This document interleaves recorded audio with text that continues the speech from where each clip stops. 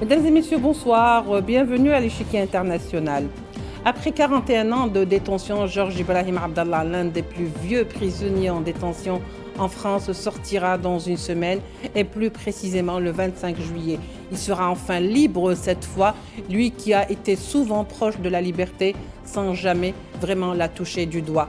Détenu en 1985 puis condamné à nouveau à perpétuité en 1987, soit 3 ans après son arrestation, il aura connu plusieurs péripéties. Jeudi 17 juillet, c'est-à-dire aujourd'hui, la Cour d'appel de Paris a ordonné sa libération après 25 ans de demande déboutée. Le militant libanais pro-palestinien doit sortir, comme je le disais, le 25 juillet prochain. Tout de suite, nous allons voir les développements.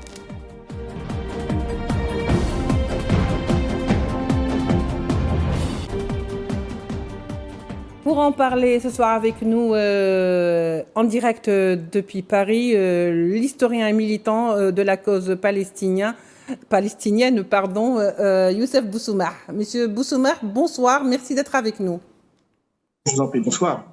Alors pour commencer, d'abord, Youssef Boussoumah, je pense que vous avez assisté aujourd'hui à une manifestation justement pour d'ailleurs dénoncer l'injustice et surtout appeler à la libération ou en faveur de Georges Ibrahim Abdallah. Est-ce que vous pouvez nous en dire un peu plus sur ces manifestations aujourd'hui?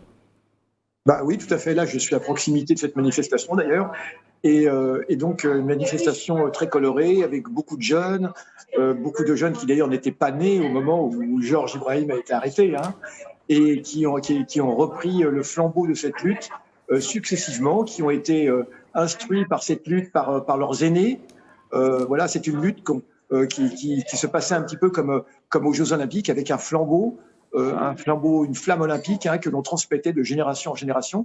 Donc beaucoup de jeunes donc c'était très coloré, qui criaient des slogans révolutionnaires en faveur de Georges, mais aussi en faveur de la Palestine, donc avec des prises de parole, mais beaucoup de jeunes, et c'est ça qui était absolument extraordinaire.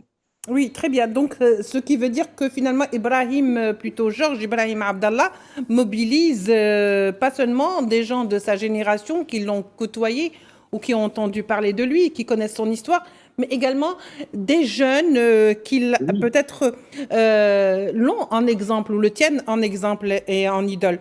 Juste donc pour un petit peu continuer dans le même ordre d'idées, Youssef Boussoumah, pourquoi, selon vous, Georges Ibrahim Abdallah n'a-t-il pas été libéré plus tôt, malgré l'affaiblissement quand même des charges qui pèsent sur lui? Bah, ça, la raison principale, elle est connue, ce sont les pressions américaines. C'est quelque chose que Maître Vergès, déjà à l'époque, avait dénoncé, en dénonçant la scandaleuse inféodation du régime français, du régime français aux intérêts américains. Les Américains s'étaient fait un point d'honneur à ce qu'ils meurent en prison. Ça avait été dit par, entre autres, Madame Clinton. Donc voilà, c'est directement la pression américaine qui fait que les juges, dans ce cas, n'ont pas respecté le droit français, tout simplement. Et non seulement donc la pression américaine sur les politiques français. À chaque fois que des juges, à plusieurs reprises, hein, des juges avaient disons, il y avait eu des frémissements de libération de Georges, eh bien, les Américains intervenaient, par l'intermédiaire de leurs avocats, et puis voilà. Et puis le gouvernement français, disons, selon l'expression, se couchait. Oui, alors très bien. Dans ces cas-là, est-ce que, au vu de ce qui s'est passé, après tout, c'est plus de 40 ans, voire 41 ans aujourd'hui de détention de Georges Abdallah, et il était libérable depuis 1999, mais ça ne s'est pas fait. Est-ce que finalement, lorsqu'on voit comment les choses ont évolué, quels enseignements peut-on en tirer de cette affaire sur la justice et le droit de l'homme en France aujourd'hui? Eh bien, on peut en tirer qu'on a une justice et des droits de l'homme à géométrie variable, comme on dit, hein, et que le pouvoir politique est. Monsieur Boussomer? Alors, juste le temps, oui, juste le temps de retrouver quand même Monsieur Youssef Boussoumah. Je vous propose, oui, Monsieur Boussoumah est de retour. Très bien. Alors, je vous propose quand même de voir ce sujet signé Tinhinan Makassi, concernant la libération de Georges Ibrahim Abdallah. Et nous revenons avec vous et notre invité Youssef Boussoumah. Après plus de 40 ans de détention, Georges Ibrahim Abdallah, militant révolutionnaire libanais et figure historique de la résistance palestinienne, sera enfin libéré le 25 juillet et immédiatement expulsé vers le Liban. Une décision qualifiée déjà d'historique alors que Georges Ibrahim Abdallah est libérable depuis 1999. Condamné à la perpétuité en 1987 pour complicité dans l'assassinat de 2 diplomates, l'un américain et l'autre sioniste, à Paris en 1982. Georges Ibrahim Abdallah est devenu un symbole de l'acharnement judiciaire à visée politique. Toutes ces demandes de libération conditionnelle ont été refusées malgré des avis favorables des juges, en raison notamment des pressions constantes exercées par les États-Unis. Militant engagé dès sa jeunesse dans les rangs des forces armées révolutionnaires libanaises, il a toujours revendiqué son combat contre l'impérialisme occidental et le sionisme dans le sillage de la lutte de libération palestinienne. Intransigeant sur ses convictions, il a refusé tout compromis en échange de sa libération, devenant ainsi une figure emblématique de la résistance pour de nombreux militants à travers le monde. De synchronisation entre les services, qu'il n'y avait aucun lien. Un scandale majeur entoure également son procès. Son avocat de l'époque, Jean-Paul Mazurier, a reconnu avoir été infiltré par les services secrets français, trahissant ainsi son client et portant atteinte à son droit fondamental à un procès équitable. La justice française, en dépit de ces révélations graves, n'a jamais rouvert le dossier. Aujourd'hui, âgé de 74 ans, le plus vieux détenu politique de France et peut-être même d'Europe, est reconnu comme ne représentant plus aucune dangerosité. Son avocat actuel dénonce un traitement politique indigne d'un État de droit. Voilà, donc c'était un sujet signé Tinine Makassi. Pour revenir vers vous, Youssef Boussoumah, je disais, s'il fallait en tirer des enseignements, quels seraient-ils, surtout par rapport à cette affaire et sur la justice et les droits de l'homme en France? Sur les droits de l'homme, ça veut dire que ces droits de l'homme ne sont pas respectés de façon normale, et que ces droits de l'homme sont à géométrie variable, et que le pouvoir politique a toujours la capacité d'interférer et d'empêcher que la justice suive son cours. Et c'est cela qui est absolument scandaleux dans l'affaire. Alors évidemment, c'est une victoire, mais c'est une victoire et en même temps un scandale. Le scandale, c'est qu'il ne soit libéré qu'aujourd'hui. Et ça en dit long sur effectivement la façon dont la justice est soumise au pouvoir politique. Et ça n'est pas la première fois. Mais c'est vrai que cette fois-ci, avec Georges, ça apparaît de façon, je pourrais dire, fracassante. Oui, alors le fait que justement ce propos sur l'affaire de Georges Ibrahim Abdallah, que la justice ou les autorités françaises aient maintenu donc Georges Ibrahim Abdallah en détention plus de 40 ans, malgré tous les doutes qui pesaient sur sa culpabilité, est-ce que ça ne jette pas quelque part l'opprobre sur la justice française en elle-même, mais surtout sur la liberté de la justice, et qui en fait plutôt une question plus politique, comme disent certains observateurs? Mais bien sûr, à tous les niveaux, cette affaire est un scandale. Déjà dans les années 80, vous le savez très bien, vous l'avez montré dans votre sujet, le premier avocat de Georges, travaillait pour les services français. Donc déjà, c'était un cas de nullité. C'était un cas de nullité de toute la procédure.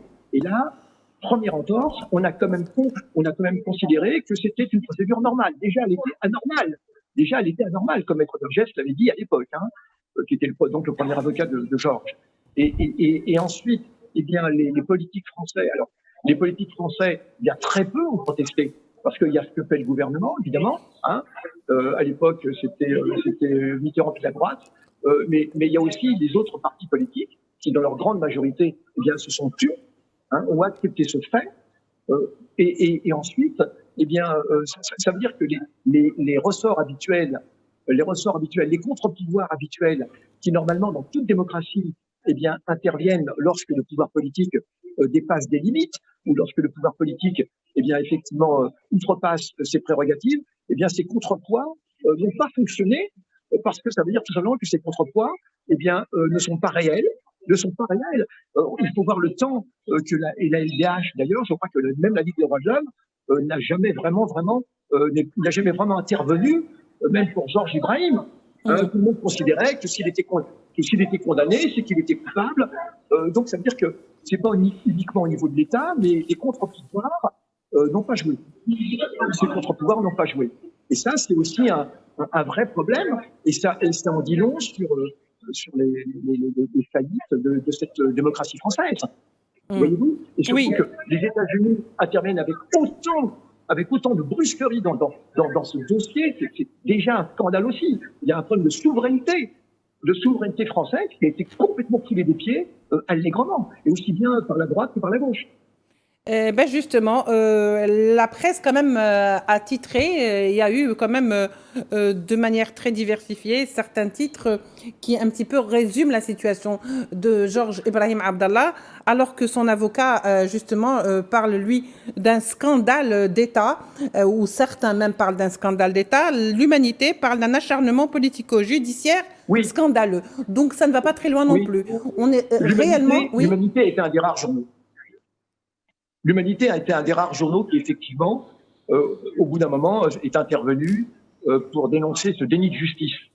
Mais, disons les choses, ils n'ont pas été nombreux. Ils n'ont pas été nombreux, y compris dans certains journaux qui se disent de gauche ou d'extrême gauche, comme Libération. Mais effectivement, à l'Humanité, on a eu quand même des voix qui depuis pas mal de temps, dénonçaient ce scandale. Mais comme l'a dit l'avocat, j'étais maître Chalancé avec qui j'étais au téléphone il y a encore quelques heures. Et oui, le vrai scandale, c'est que sa libération intervienne aussi tard. Oui, justement, on va le dire, Youssef Boussomer, que son avocat, maître Jean-Louis Chalancé, avait dit que c'est la victoire, c'est à la fois une victoire judiciaire, je le cite, et un scandale politique qui ne soit pas sorti plus tôt, parce qu'il aurait dû sortir quand même depuis 99 où il était libérable. Oui, tout à fait. C'est un scandale politique. Depuis 2000, depuis 99, il était libérable. Justement, Monsieur Boussomer, donc à un moment donné, maintenant qu'on sait que Georges Ibrahim Abdallah sera enfin libre après 40 ans de détention, voire même 41 ans de détention, sous condition quand même, parce qu'il risque d'être expulsé. Il ne risque pas, c'est un petit peu ce que stipulent donc les conditions de sa libération au Liban. Qu'est-ce qui dit aujourd'hui que Georges Abdallah, ou la vie de Georges Abdallah, sera en sécurité une fois qu'il sera au Liban, en sachant pertinemment de quelle manière fonctionnent les choses aujourd'hui au Liban? Oui. Et je parle du voisin l'antitétionniste. Bien sûr. Ça c'est un vrai problème. Puisque, évidemment, il sera expulsé. Alors, on ne peut plus... Alors, selon la procédure qui est en cours actuellement, il ne pourra plus y avoir d'obstacle à sa libération, vous savez, en refusant de signer l'arrêté d'expulsion, parce que dans la procédure actuelle, il n'est pas nécessaire qu'il y ait un arrêté d'expulsion pour qu'il soit libéré. Ça, c'est déjà une bonne chose. Mais il est évident que l'antitétionniste va tout faire pour l'assassiner. Et d'ailleurs, c'est la raison pour laquelle l'antitétionniste n'était pas dans le dossier comme partie civile. On a toujours dit que c'était les Américains, mais il n'y avait pas l'antitétionniste. Parce que l'antitétionniste, considère qu'elle va régler le problème d'une autre façon. Elle va exercer sa justice, ce qu'elle appelle sa justice. Et donc, c'est évident que Georges Ibrahim, sa sécurité est en cause lorsqu'il va arriver à Beyrouth. Quand on voit actuellement ce que fait l'antitétionniste sur le Liban. Et donc, sa sécurité est en cause. Et nous espérons vraiment que la France va imposer des garanties, où je ne sais pas malheureusement si elle peut faire pression et si elle a la volonté, je ne crois même pas qu'elle a la volonté de faire pression, mais la sécurité de Georges Ibrahim va être réellement en danger, non seulement sa sécurité à lui, mais aussi la sécurité de sa famille et de son village natal à Koubeyat, près de Tripoli. Oui. De Tripoli, c'est une région qui se trouve au Liban. Ce n'est pas donc pour lever tout amalgame, voilà. Ce n'est pas en Libye.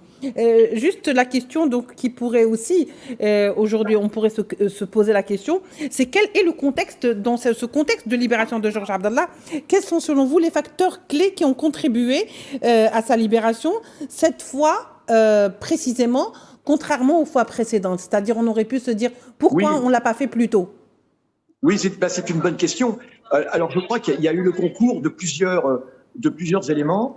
Georges Ibrahim lui-même disait une chose, je serai libéré lorsque ma détention deviendra un fardeau pour l'État français. Vous voyez ce que je veux dire? Oui, c'est parfait. Et effectivement, et d'ailleurs, d'une certaine façon, dans les attendus de l'ordonnance de mise en liberté, cela était quand même soufflé un petit peu par les juges, c'est que eux-mêmes reconnaissaient que Georges Ibrahim était devenu un symbole encombrant. Hein, c'était un petit peu ce qui était dit, un symbole encombrant.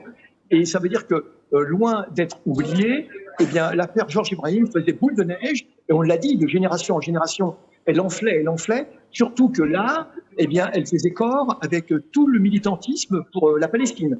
Hein.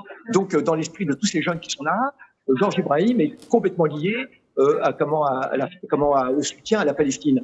Et donc, effectivement, Georges Ibrahim était devenu quelque chose de très encombrant, plus encombrant que le fait de le garder et de se soumettre aux États-Unis. Il y a d'une part, il y a cela. Et deuxièmement, peut-être qu'il y a eu aussi un sursaut de la part de certains juges qui, malgré tout, ont décidé de faire leur travail, hein, et qui en ont assez que le pouvoir politique interfère en permanence sur des affaires judiciaires, parce que c'est pas la première fois. Constamment en France, on a le pouvoir politique qui interfère dans des affaires judiciaires, comme on l'a dit. Hein. Et donc, peut-être que je crois qu'il y a aussi un sursaut de dignité de certains juges qui finalement disent bon, il y en a assez quand même. Voilà, nous sommes des juges, et nous devons rendre la justice. Et il y a un problème de crédibilité si jamais nous abaissons à chaque fois devant le pouvoir politique. Donc je crois qu'il y a ça. Georges Ibrahim était devenu un prisonnier extrêmement encombrant, d'autant plus que loin d'être oublié, eh bien effectivement sa détermination, et c'est la détermination de Georges Ibrahim qui a payé. Donc on voit bien que la lutte paye, hein, la lutte paye vraiment. C'est le vieil adage que la lutte paye. Et c'est vrai. Et donc, cette lutte, elle a payé. C'est d'abord sa ténacité à Georges, c'est aussi le soutien de tous ces soutiens, et même internationaux, parce qu'au-delà même de la France, hein, dans le monde entier, hein, et jusqu'en Palestine, jusqu'au Liban, Georges est connu. Et puis, je le dis, il était devenu donc très encombrant pour le pouvoir français, et c'est parce qu'il est très encombrant aussi que la France, d'une certaine façon, se débarrasse un peu de lui, et c'est tant mieux.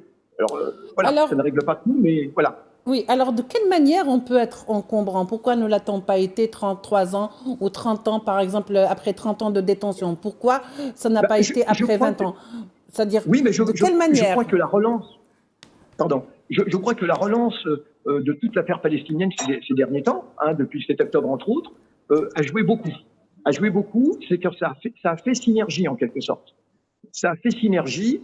La cause de Georges, je le dis, est devenue beaucoup plus encombrante dès l'instant où Georges, d'une certaine façon, c'était la Palestine en France. C'était la Palestine en France directement. Donc la Palestine n'était pas uniquement une cause lointaine, mais elle était complètement tellement incarnée par lui que c'était un symbole qui peut-être était en train d'enfler. Je crois qu'on a eu peur de cela aussi.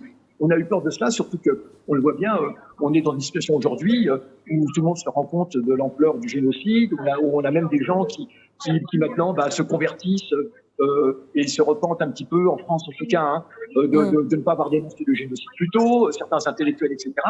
Donc, auparavant, disons que la cause palestinienne, c'est vrai, jusqu'au 7 octobre, cette cause palestinienne malheureusement était un petit peu en sommeil avec l'avancée des accords d'Abraham, etc.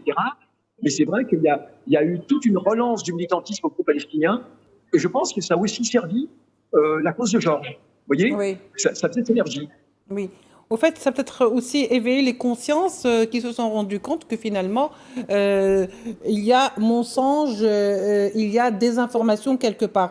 Youssouf Boussouma, selon vous, dans ces cas-là, quelles pourraient être les implications politiques de la libération de Georges Ibrahim Abdallah, une libération tardive, et comment cela va se refléter sur la justice française? Est-ce que vous pensez que ça prend un coup, puisque de toute façon, ça a montré une fois de plus que le politique peut se mêler de la justice, et même en Europe?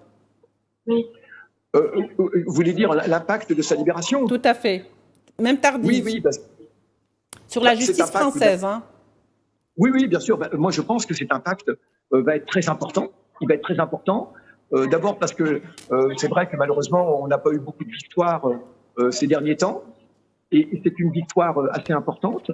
Et disons que peut-être que cela va faire que la justice française va tenter peut-être d'être un peu plus indépendante du pouvoir politique. Nous l'espérons en tout cas. Nous l'espérons. Et l'écho de cette libération de Georges va dépasser les limites de la France, bien sûr. Elle va dépasser les limites de la France. Et peut-être que cela va jouer dans le sens d'un plus grand respect de la justice locale, mais aussi peut-être de la justice internationale, puisque ça va être la démonstration qu'il est possible de résister aux États-Unis, parce que c'est vraiment le gros problème qu'il y a actuellement. Peut-être que ça va encourager des juges à être beaucoup plus audacieux, respectueux du droit, tout simplement. Je pense que ça peut avoir un impact considérable. Et je me dis parce qu'on est quand même dans un moment où on a besoin de victoires. Hein, malheureusement, voilà, les victoires sont pas évidentes. Si, déjà la résistance palestinienne est déjà une victoire, bien évidemment. Hein, oui. Mais on a besoin de victoires qui encouragent à continuer. Moi, je pense que ça va encourager aussi, ça va avoir un impact positif sur le soutien à la Palestine, bien sûr. Oui. En disant, regardez, il est possible, la lutte peut payer. Voilà, même si effectivement c'est tardif. Il finit toujours par y avoir une justice au bout du tunnel.